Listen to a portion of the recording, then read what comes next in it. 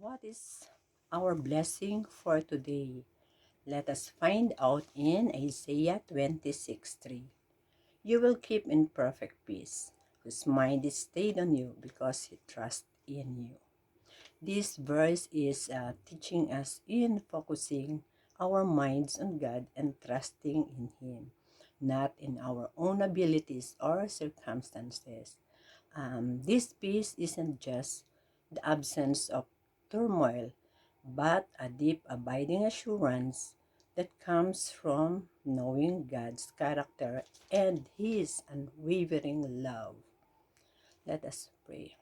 Heavenly Father, thank you for your never failing goodness.